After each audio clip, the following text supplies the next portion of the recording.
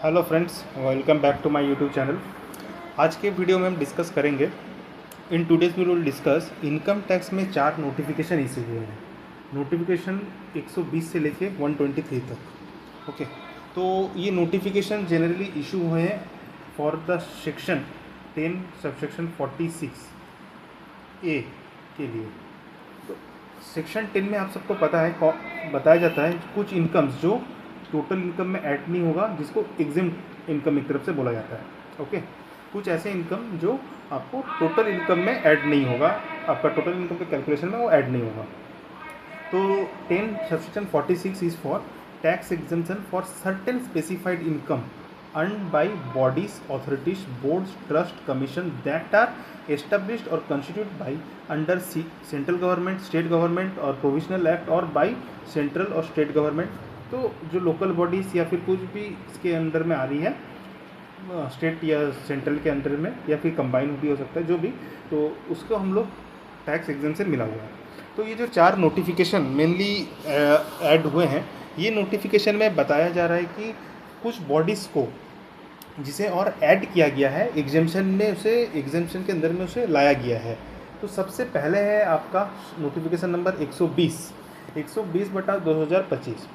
इसमें क्या है ना, जो भी रीजनल डेवलपमेंट अथॉरिटी कॉन्स्टिट्यूटेड या फॉर्म्ड, या फिर जो भी डेवलपमेंट अथॉरिटी है, वो अगर Punjab regional and town planning development act के अंदर में वो रजिस्टर्ड होता है, तो उसके जो भी इनकम्स हैं वो अगर public working for public good या फिर पब्लिक के डेवलपमेंट काम में यूज़ हो रहा है, उसे फिर आपको उसके जो इनकम है उसे टैक्स नहीं देना पड़ेगा। और ये कब से शुरू हो रहा है? ये टैक्स ईयर हो रहा है आपका 24-25 से ये एप्लीकेबल हो रहा है। ओके, तो ये नोटिफिकेशन एक इशू हुआ है 120 बटा 2025। सेकेंड जो नोटिफिकेशन इशू हुआ है, सेकेंड नोटिफिकेशन आपका है 121। ये इसमें बताया जा रहा है कुछ अर्बन डेवलपमेंट अथॉरिटी है जो क्या ना आंध्र प्रदेश अर्बन प्लानिंग और डेवलपमेंट एक्ट के अंदर में वो कॉन्स्टिट्यूट होते हैं। तो अगर उनका भी जो भी पब्लिक गुड के लिए वो कर रहे हैं, वर्किंग फॉर पब्लिक गुड के लिए अगर कर रहे हैं, तो उनका भी जो इनकम है उसे उस पर टैक्स नहीं लगेगा। Okay, third is important is that अगर आप कोई वेलफेयर बोर्ड अगर आप बना रहे हैं फॉर किसके लिए ना, for building and construction workers के लिए, तो उसे भी 1046 के एग्जाम्पशन के अंदर में लाया गया है। बट इसमें ना कुछ कंडीशंस है। ये बोर्ड फंडेड और सेटअप होना चाहिए by state government to help construction workers. Okay, और इस पे इसका जो भी इनकम होगा, इनकम कैसे आता है, फीस फ्रॉम वर्कर्स और स्पेशल कुछ टैक्स कलेक्ट किया है for construction projects.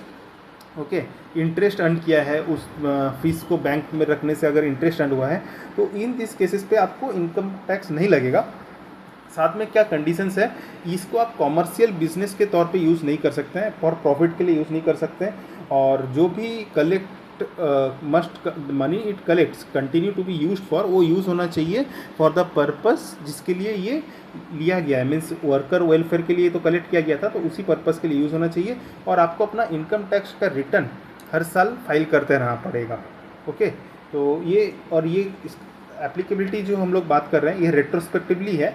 Assessment year 19-20 से लेके मतलब जो भी all the way to assessment year 23-24। Okay, another जो लास्ट एक इम्पॉर्टेंट नोटिफिकेशन इशू हुआ है 123, ये भी है अगर पौंडीचेरी के लिए बताया गया बेसिकली ये, हाँ, पौंडीचेरी वर्कर के उसके लिए बताया गया है। गवर्नमेंट कंस्टिट्यूट वेलफेयर बोर्ड और कंस्ट्रक्शन वर्कर्स फॉर पौंडीचेरी, उसका भी इनकम जो है अंडर सेक्शन 1046 में लाया गया या फिर एग्जाम किया गया है। सिमिलर कंडीशंस इसके लिए भी है कि आपको कॉमर्शियल पर्पस के लिए आप यूज़ नहीं कर सकते हैं, प्रॉफिट नहीं कर सकते हैं, और जो इंटेंट पर्पस है उसी को आपको यूज़ करना पड़ेगा। Third is important is also that कि आपका इनकम टैक्स रिटर्न आपको फाइल करते रहना पड़ेगा। और ये फाइनेंशियल ईयर 23-24 से है, it apply from financial year 23-24, retrospectively है, ये भी 23-24 से अप्लाई हो जाएगा। ओके, तो ये था एक इम्पॉर्टेंट नोटिफिकेशंस का वीडियो अपडेट आप लोगों के लिए from notification number 120 to 123। Thank you friends.